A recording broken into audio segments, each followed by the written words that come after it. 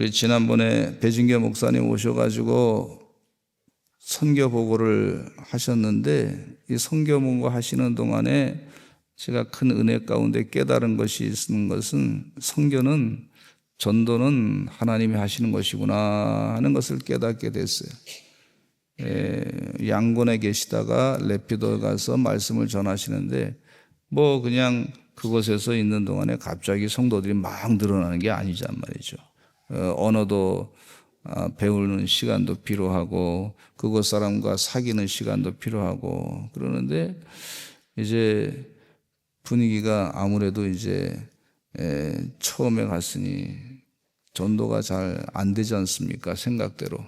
그래서 처음에 와서 보고하실 때는 양곤 지역에서 선교하시고 그럴 때는 또 코로나가 번져가지고 한 사람 이제 전도되는 그런 역사가 있고, 그 할머니가 예수 믿는 사람이었다 하는 그 가정에 그 한 사람이 한국말을 잘 하니까 통역도 하고, 그래서 선교를 전도하고 이제 그랬는데, 뭐 또 양곤 시내가 이제 그 또 데모가 일어나가지고 군사 이렇게 좀 저긴 여러 가지 억압이 있었고, 막 총도 막 쏘고 왔다 갔다 하는 그런 상황 가운데 있는데, 저도 굉장히 불안했습니다. 수년 동안 뭐 이렇게 열매가 없어가지고 목사님께서 저에게 말씀하시기를, 목사님 뭐 뚜렷한 결과가 안 나타나서 죄송합니다, 그렇게 얘기를 좀 개면적게 하시더라고요.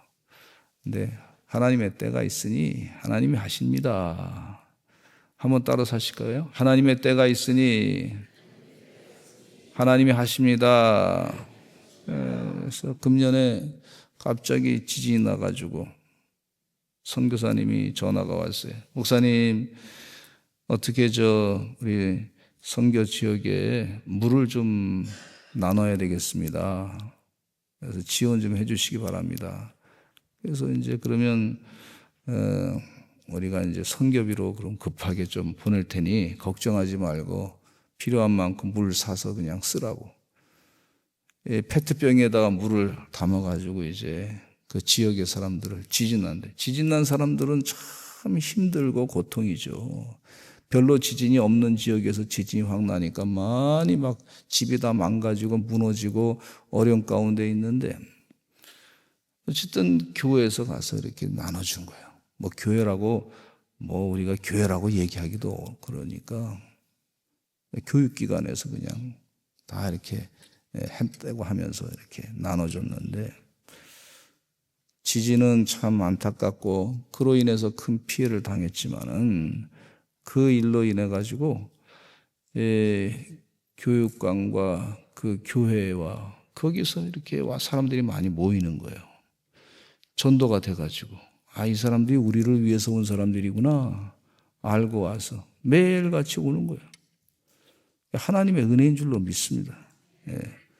그 지진은 왜 났으며, 생각해보면 하나님, 부정적으로 생각하는 사람은, 아니 그 지역에 하나님 왜 지진을 보내가지고 사람들이 많이 죽게 했습니까? 이렇게 해석할 수도 있어요. 뭐 그럴 수 있어요. 그러나 또 영적으로 선교하는 입장에서 보면 하나님께서 그 일을 통해서 주의 구원을 이루게 하신다, 이렇게 또 해석이 되더라고. 그래서 그 지역에 많은 사람이 이제 교회로 모이게 됐어요. 이번에 또 선교 활동을 가고자 하는데, 12월 달에 성탄절 껴가지고 이렇게 선교 활동을 동네 사람 모아놓고 잔치를 벌이고 축제를 하고자 하는데, 하나님께서 그 지역을 또 사랑하시는 줄로 믿습니다. 선교의 아름다운 열매를 맺게 될 줄로 믿습니다. 여기 선교하는데 사도행전은 뭐죠? 성경을 보면은 사도들의 행전이다 그렇게 표현하고 있는데, 제가 볼 때는 이 사도행전이라기보다는 오히려 성령의 행전이다. 성령님께서 전도하시는 것이다. 사도들이 전도했다기보다는 이미 성령님께서 역사하셔가지고 그 성령님의 지시하심을 따라서 움직이는 대로 복음을 증거하니까, 이것은 사도들의 행전이라기보다는 성령이 역사하시는 성령 행전이다. 이런 생각이 더 들게 하는 말씀이란 말이죠. 전도는요, 누가 하시냐면 하나님이 하시는 줄로 믿습니다. 오늘 본문 말씀에 사울에게 주님께서 직접 나타나셔서 말씀하십니다. 이 사울이 어떤 상황이었냐면 살기가 등등했습니다. 예수 믿는 사람들을 잡아 죽이는 일을 하기 위해서 애썼던 사람이었어요. 스데반 집사님이 돌에 맞아 죽을 때 다른 사람들의 겉옷을 다 챙겨가지고 스데반 집사님이 죽는 것에 대해서 당연한 것으로 여겼던 사람이었어요. 그러니까 예수님의 복음이 증거되는 것에 대해서 아주 반대했던 그런 사람이었어요. 이런 사람이 회심하고 변화된다? 쉽지 않은 일입니다. 자기 자의적으로 그렇게 바뀌어진다? 있을 수 없는 얘기라고 볼 수가 있어요. 그런데 하나님께서 그를 강력하게 변화시키는 역사가 있는 것을 오늘 본문 말씀에 주고 있단 말이죠. 사울이 길을 가다가 다메섹에 가까이 이르게 되었습니다. 다메섹에 가서 왜 갔냐면 예수 믿으려고 간 것도 아니고, 왜 갔냐면 다메섹에 가서 뭐 여행하려고 간 것도 아니고, 그곳에 다메섹에 가는 도중은 왜 갔냐면 예수 믿는 사람을 잡아 죽이려고, 잡아서 관거에 보고해가지고 그에게 사형을 시키게 해달라고 하는 그런 살기가 등등한 마음으로 간 것을 볼 수가 있어요. 죽여버리겠다. 이 사람들 잡아가지고 죽여야 되겠다. 예수라는 말 입 밖에도 못 내게 해야 되겠다. 막 그런 마음을 가지고 살기가 등등하게 막 간 거예요. 살기가 등등하게.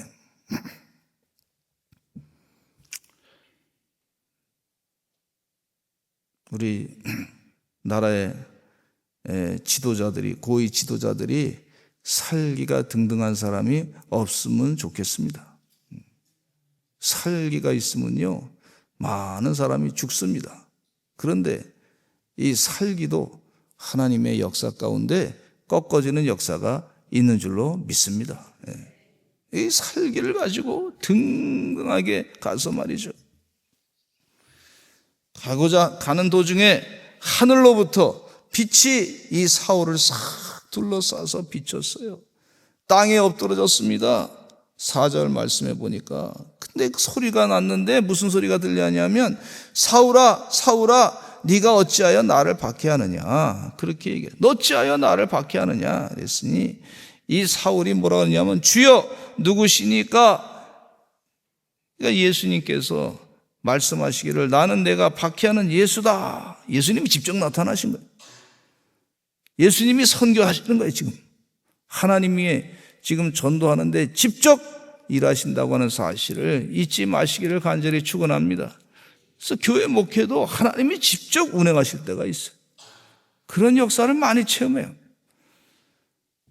근데 너는 일어나 시내로 들어가라. 내가 행할 것을 내게 이를 자가 있다. 그렇게 이 사울에게 이 예수님이 들려줍니다. 그러니까 살기가 등등해서 갔던 이 사울이라고 하는 존재가 완전히 예수님 앞에 무릎 꿇고 거꾸러지고 엎드러진 걸 볼 수가 있어요. 하나님이 하시는 거죠. 초대교회가 얼마나 많이 기도했겠습니까? 핍박을 당하면서 하나님 도와주시고 역사해 주실 줄로 믿습니다. 성령이 강력하게 역사해 주실 줄로 믿습니다. 그런 믿음을 가지고 간절하게 기도할 때 사울이 이 살기가 등등해서 예수 믿는 사람을 죽이고자 했을 때 예수님이 직접 나타나셔서 한순간에 꺾어지는, 무릎을 꿇게 되는 역사가 있는 것을 볼 수가 있습니다. 아, 우리 인생길에 하나님의 영이 역사가 있구나. 그 사실을 잊지 마시기를 간절히 축원합니다. 그 사울이 눈이 말이죠, 비늘이 잔뜩 꼈어요. 사람을 앞길을 갈 수 없으니까 다른 사람의 손에 의해서 다메섹으로 들어가게 됐고 사흘 동안 보지 못하고 먹지도 마시도 아니었다. 눈에 비늘이 살짝 껴버렸단 말이죠. 주님께서 비늘을 살짝 끼게 했어요. 앞이 안 보여. 이전에는 자기 힘으로 막 보는 것처럼 봤는데 하나님이 말이죠, 비늘을 싹 끼우니까 아무 일도 못하는 그런, 살기는 뭐 어디 가서든지 싹 없어지고 순한 양이 돼버린 걸 볼 수가 있고, 완전히 죽어가지고 주님 뜻대로 변화되는 존재로 바뀌게 된 줄로 믿습니다. 이게 하나님이 일하시는 거예요. 근데 주님께서 또 말씀하시기를, 다메섹에 아나니아라고 하는 제자가 있었다 그랬어요. 그 제자에게 지시하시는 거예요. 주님께서 환상 중에 불러서 얘기하기를, 아나니아야, 주여 내가 여기 있습니다. 주님께서 이르시되 일어나 직가라 하는 거리로 가라. 이 직선으로 된 아주 그냥 스트레이트로 가라, 그렇게 얘기합니다.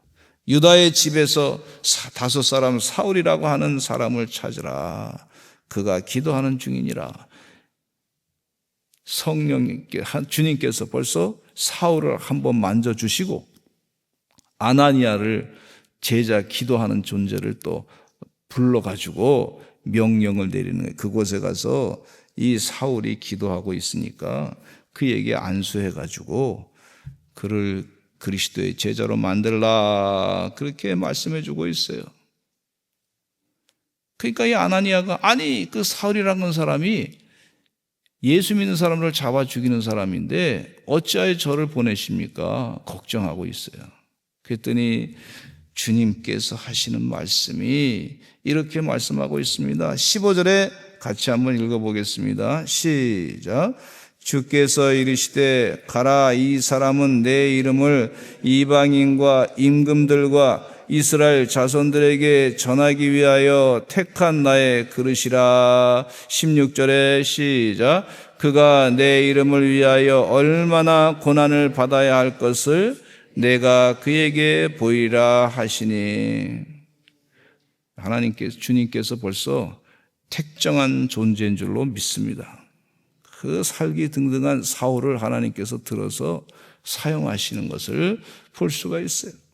아나니아가 순종해서 그 사울을 안수를 해주고 눈에 비늘이 벗겨지게 되고 다시 보게 됐고 음식을 먹으며 강건해졌다, 그렇게 말씀해주고 있어요.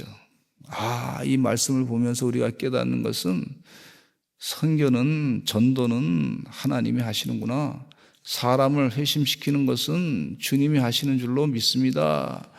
우리가 안타까운 마음을 가지고 기도할 때 성령님께서 역사하시고 우리 주님께서 일하시고 하나님의 사자가 일하신다고 하는 사실을 잊지 마시고 포기하지 말고 기도해야 될 줄로 믿습니다. 아무리 악독한 사람이라 할지라도 하나님께서 때가 되면 변화시킬 줄로 믿습니다. 이슬람권에 선교하러 가신 분들의 얘기가 그런 얘기예요. 전도할 수 없어요. 길거리에서 함부로. 종교 경찰이 있어가지고 예수님을 전하는 사람을 잡아 죽인단 말이죠. 갔다가 극형에 처해버리는 것을 볼 수가 있는데, 그러니까 어떻게 해요? 기도하고 몰래 숨어가지고 복음을 전하고, 아주 가깝게 지내는 사람 아니면 그러면 복음 전할 수가 없는 그런 상황인데, 근데 회심한 사람들이 많이 있는데, 특별히 이 이란 쪽에 살고 있는 그런 영향을 받은 수니파 사람들이 말이죠. 그런 사람들 가운데 이 환상에 대해서 아주 예민한 그런 감정을 갖고 있는 사람들인데, 그 사람들 가운데 예수님을 믿지 어디 복음을 전해서 사람을 통해서 들을 수 없단 말이죠. 그런데 하나님께서 역사하셔가지고 환상 중에 하얀 옷을 입은 사람이 나타나서 내가 예수다, 너 예수 믿어라. 그래서 그 집에 와서 그냥 이 문을 두드리면서 문을 나 세례받게 해달라고, 그런 사람이 있다는 거예요. 또 그것뿐만 아니라 이 쿠르드족에 선교하러 가셨던, 터키에 선교하셨던 우리 단계 선교팀 가운데 말씀하시기를, 다른 사람들에게 복음을 잘 전했더니 그 사람들이 예수님을 영접했는데 어떤 사람은 극구 부인하더래. 예수 안 믿겠다고. 예수 믿다가 잘못하면 죽음을 당할 수 있으니까. 그런데 그 다음날 또 막 이 사람이 온 거예요.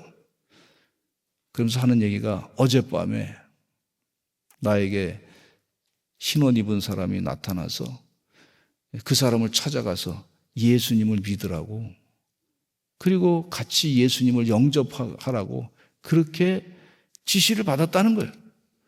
그리고 와서 예수 믿고 예수님을 영접하고 사형이 이 복음을 영접하는 그런 역사가 실제로 우리 선교팀 가운데도 체험된 것을 볼 수가 있어요.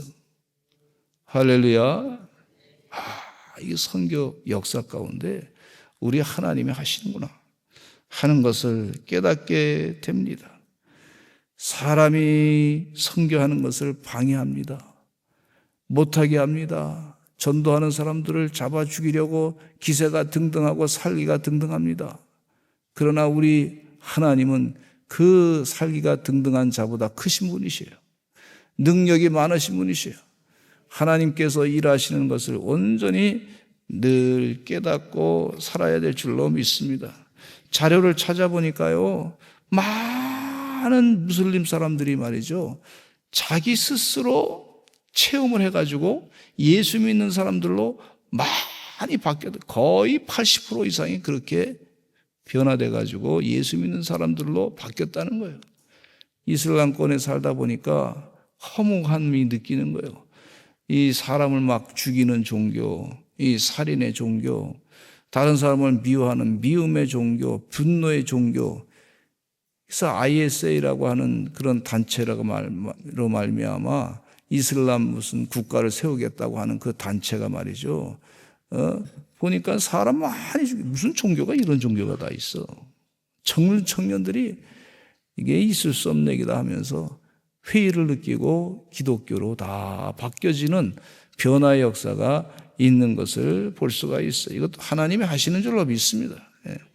주님께서 역사하시는 그런 은혜 가운데 사시기를 간절히 축원합니다. 우리 교회 나오시는 분 중에도 말이죠, 우리 교회 열심을 다해서 기도했더니 어느 성도님은 한참 목사님, 제가 우리 어떻게 오셨으면 목사님 우리 교회에 내 마음 가운데 예수 안 믿, 교회를 안 다닐 때인데 가면은 우리 교회 꼭 나가야 되겠다고, 하나님의 말씀을 내가 들어야 되겠다고, 예배 드려야 되겠다고, 교회를 가려면 우리 교회 가야 되겠다고 자꾸 건물이 보이고 생각이 나더래요. 그래서 교회 와서 예배 드리고 세례 받고 변화되는 역사가 있는 것을 볼 수가 있어요. 할렐루야. 저는 우리 교회 참 파고스 가면 느낌이 많아요. 파고스에는 문이, 저 교회 바깥으로 있는 문이 있고 안쪽으로 들어오는 문이 있어.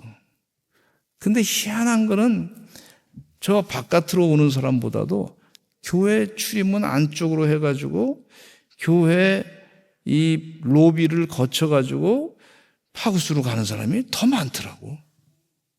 그럼 그분들은 우리 교인이다 생각하고 인사를 해요. 안녕하세요. 그러면 인사를 또 받아.